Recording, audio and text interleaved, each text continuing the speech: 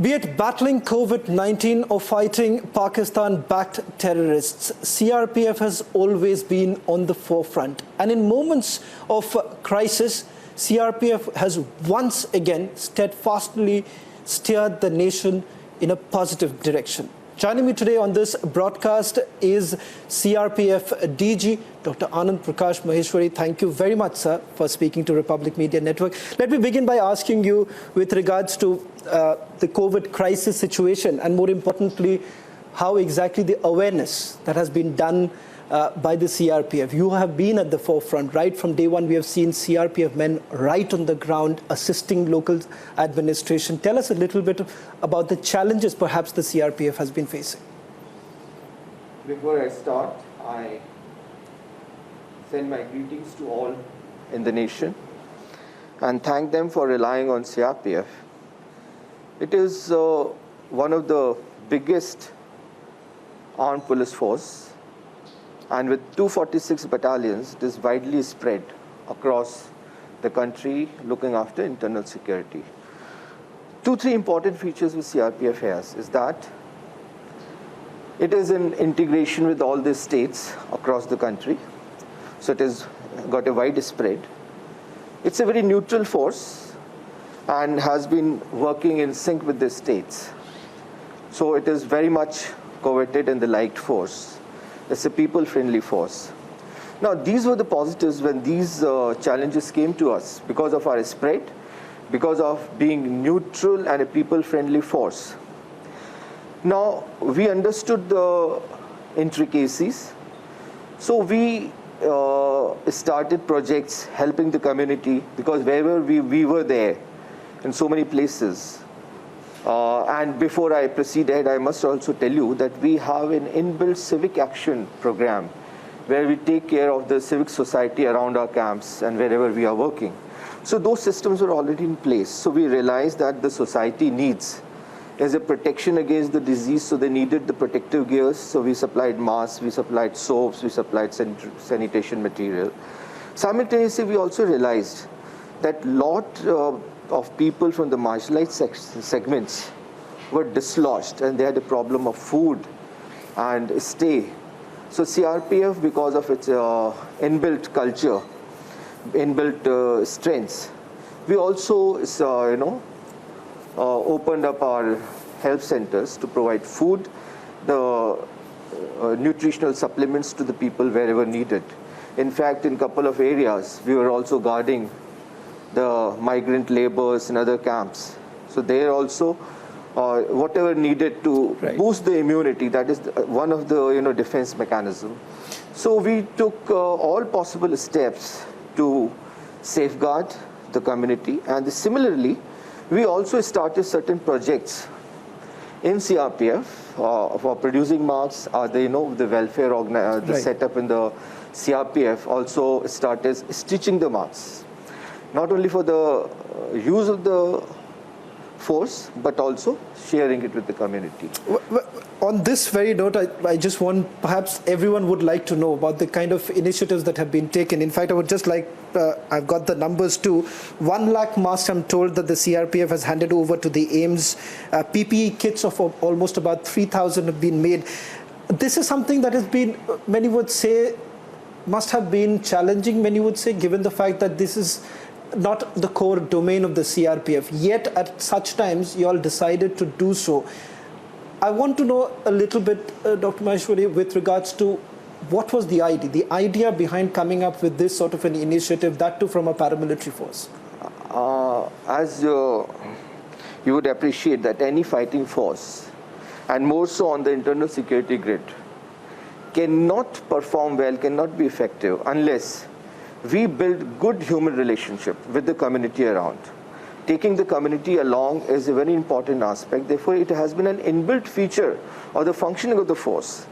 That's why we had the civic action programs in the MHA. The ministry was kind enough to give us 10 crores, realizing the strength of CRPF, that it is spread over the country, realizing that we have the inbuilt system of community action programs. So I must tell you, out of that money, we have by now spent more than 6 crores.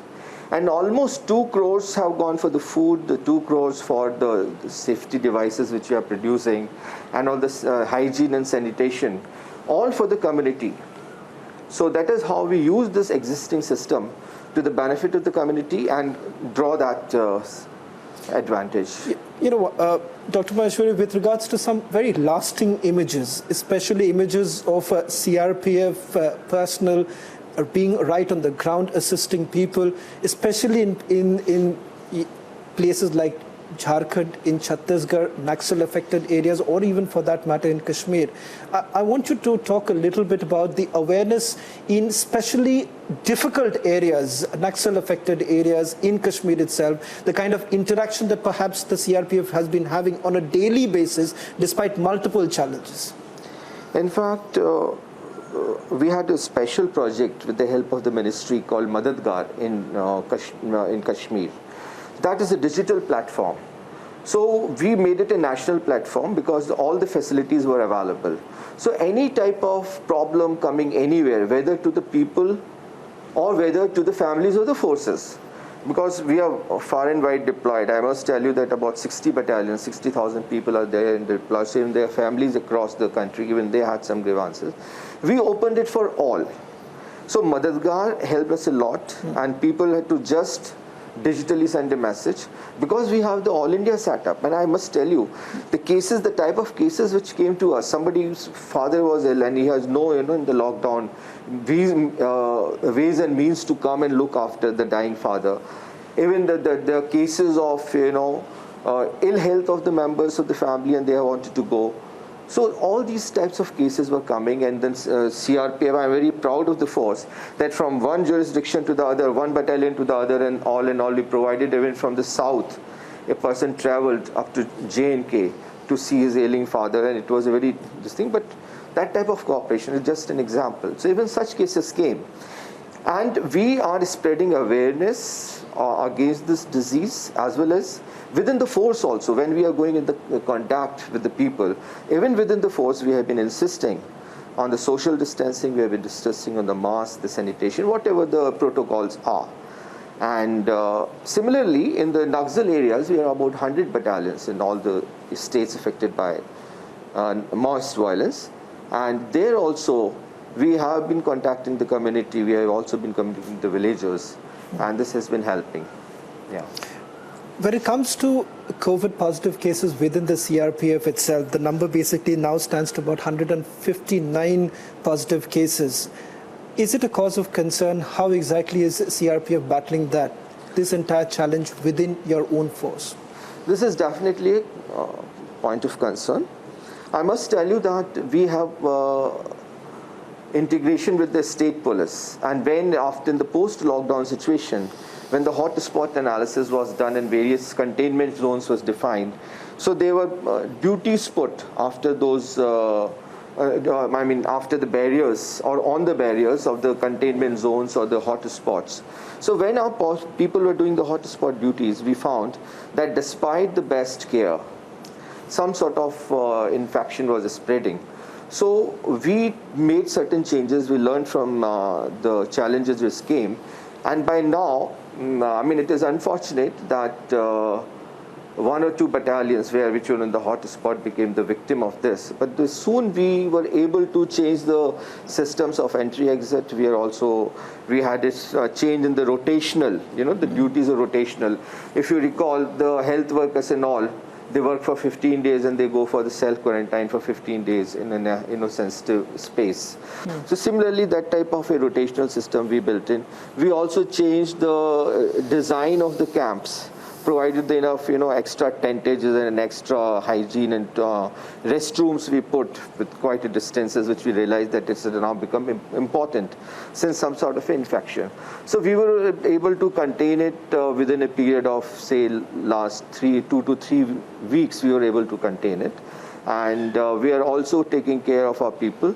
We are also boosting their immunity through whatever diets and supplements.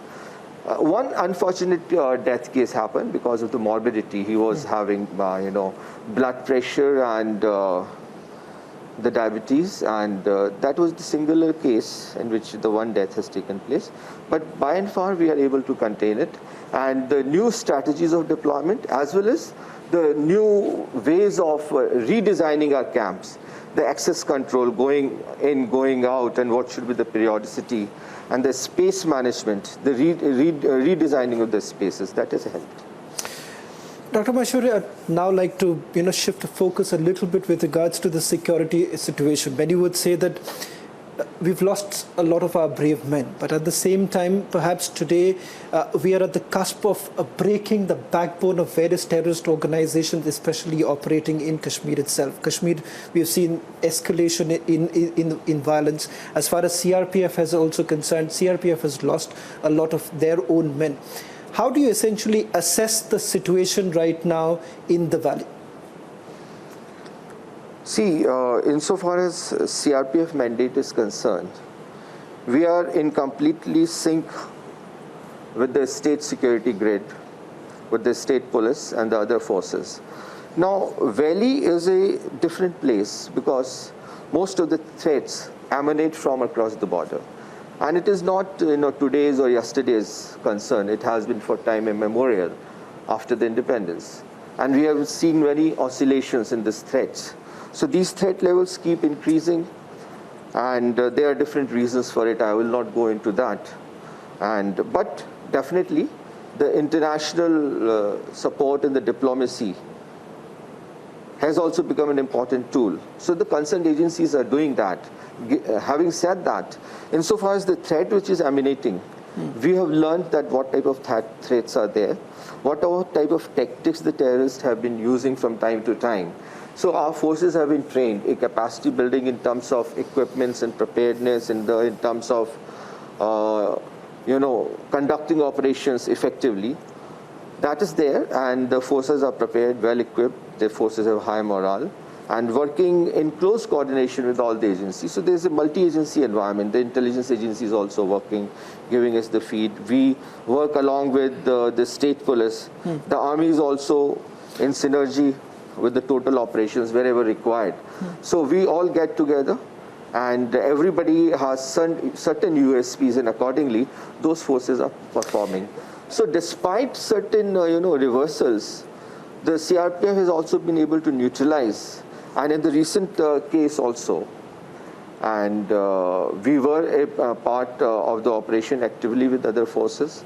And in fact, the CRPF has been, had surrounded the place, had been keeping a watch, and did not permit any intrusion either inside or outside from that place. So there are certain special roles which the CRPF played. That's why the various forces which were there were able to perform, and there were no,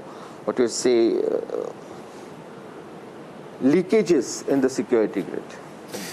Dr. Maheshwari, I also would like to talk a little about the role in itself, the CRPF's role as you were talking about, because given the fact that internal security, especially in the valley, is one role that the CRPF plays.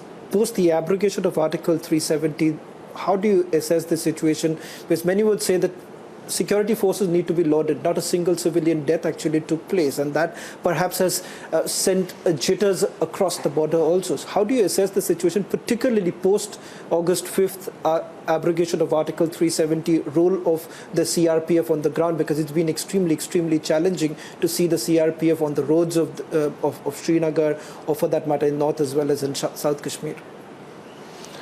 Look, there's a strong war of perception also going on. And the mindset of the people, their beliefs, many things need to be changed. We are all working at that. They get manifested into various things. Now, any type of, tranquility which has been brought in by the security forces, that period has to be used to convert it into a civic victory. So, in fact, what we have been seeing is that there has been a developmental model clubbed with the security model. So, both have been going together. And in this effort, which all the agencies are making, intermittently, some sort of intrusions have been there from across the border, or they are also preparing the people. As I said, there's a strong war of perceptions, and the people are mutating through the thought process, or so whatever means they have. So they have been creating a problem, and the forces are aware of it. They're trying their best to neutralize such forces.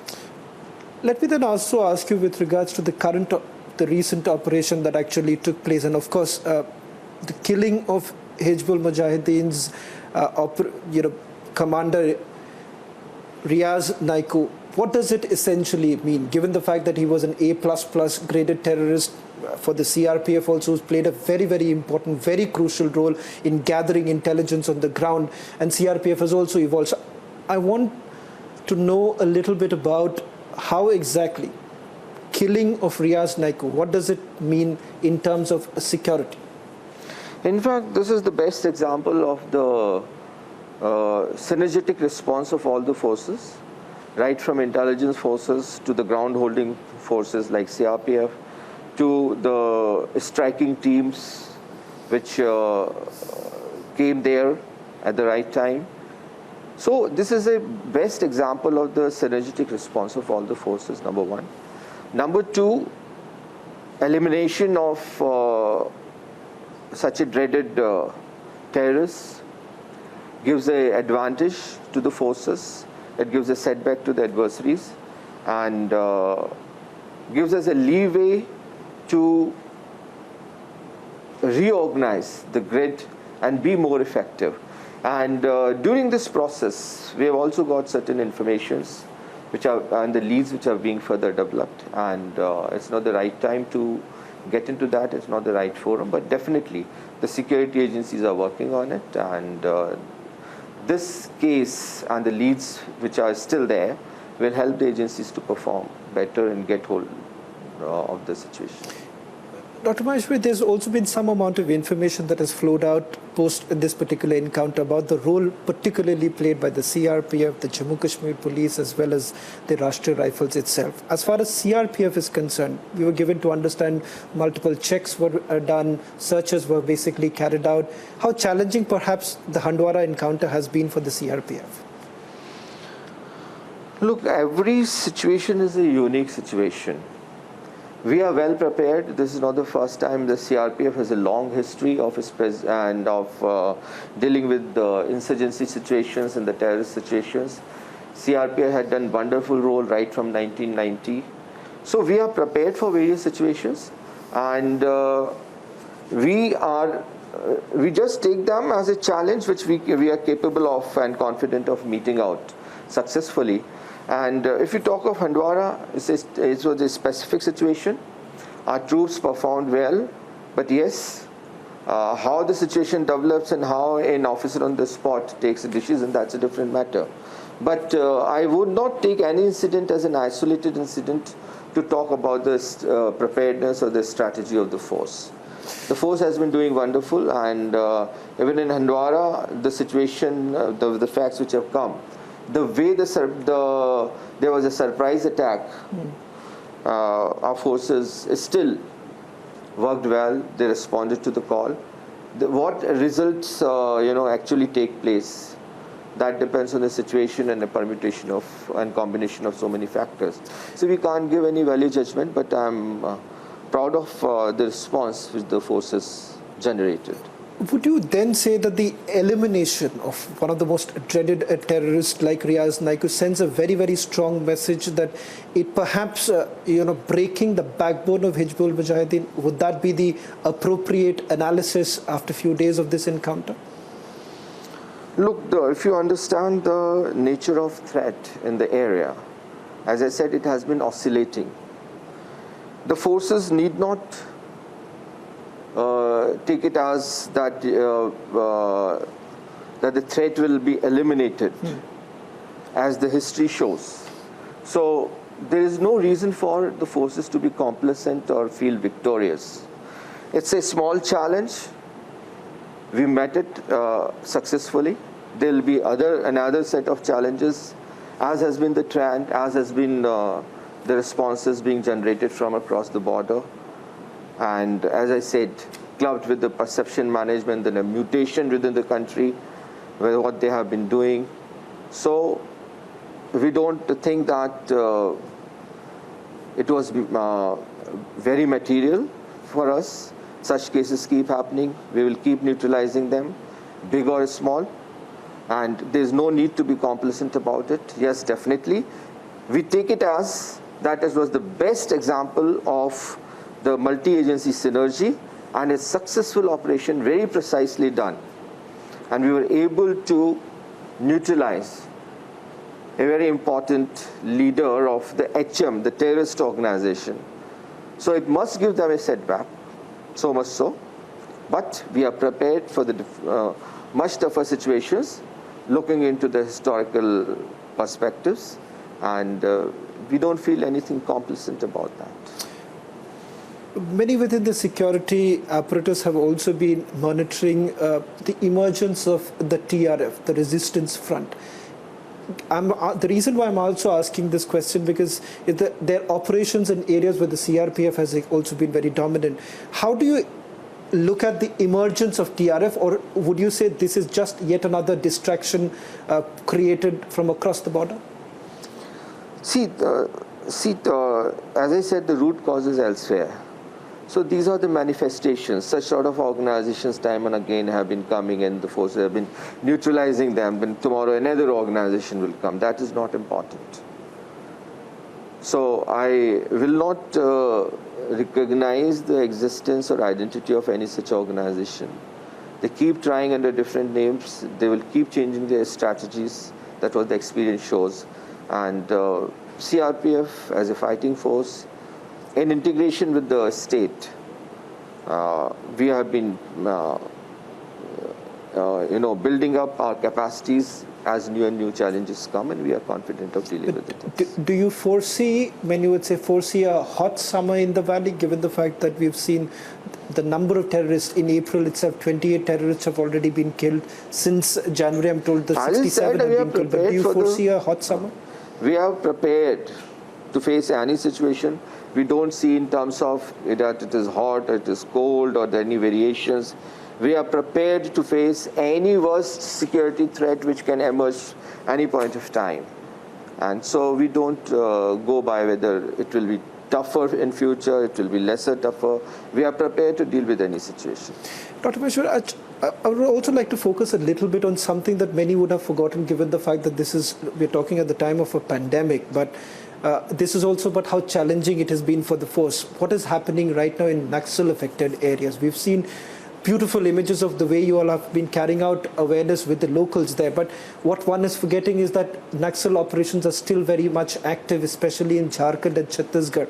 How challenging is it? What is the current situation like, especially in Naxal affected areas? No, we are well in integration with the state police forces. And in fact, even I had gone and visited all these states. And the operations are on even in Chhattisgarh, Jharkhand, Bihar. As and when the information are coming, we see the movement. So, and this is the special period, and operations are on, and we have been quite confident of performing well there also. Do you see any linkage whatsoever with the current situation of the pandemic with that of the Naxal operations? Do you think perhaps the Naxals would be utilizing the most of the lockdown, or is it pretty much what it used to be? It's business as usual for the Naxals also. What type of correlation you are perceiving? I'm not clear about it. In the sense, if you look at the COVID-19 pandemic and the fact that the CRPF has played a very active role in trying to create awareness, do you think there would be an attempt to try and disrupt that? Is there an attempt whatsoever in the kind of initiatives that have been taken by the CRPF, no, especially in these areas? We had information that Naxals do not like our forces coming closer to the local population and assisting them, because that way we are able to win their mind and heart faster. This is what the adversaries don't want. So that they keep trying, but that doesn't deter us from going and doing our duty and going closer to the community. And we have a very positive response from the community there. Well, Dr. Maheshwari, I would like to end this interview with one message from the CRPF to the entire nation, given the time that we are fighting a pandemic, a crisis situation, a very difficult situation, but like always, the CRPF has always been at the forefront. So what message is it that you would like to send to all our viewers, all those who are watching Republic Media Network? I will like to say that CRPF is your most trusted force. You can rely on it for any situation, and it has a saga of bravery.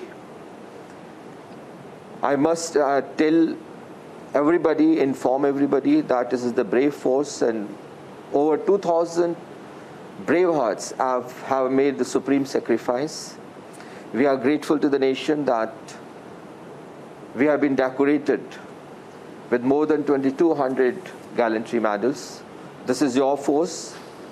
We are committed to our mandate. You can rely on us. And we are as people-friendly as possible, and we would welcome any suggestions in this respect. And I also call upon all the brothers and sisters in the country that the type of positive response all the police forces have shown, we have proved that the community and the police forces collaboration is the key to success. And in this today's era of proxy war, we will succeed more and more if there's a closer cooperation between the community and the forces. We are grateful to the community and all its leaders who have been respecting us, who have been facilitating, performing our duties. Thank you very much. Well, thank you very much, sir, for speaking to Republic Media Network. That was a pleasure talking to you. That was DG CRPF speaking exclusively to Republic TV, talking about the COVID-19 awareness, the initiatives that the CRPF has taken, and very important to point out here, the challenging times that our forces are working in right now, the challenges that they perhaps are facing in the valley and also in Naxal affected areas. But despite that, the CRPF has always been in the forefront, helping our civil administration to tackle or battle COVID-19. Thank you.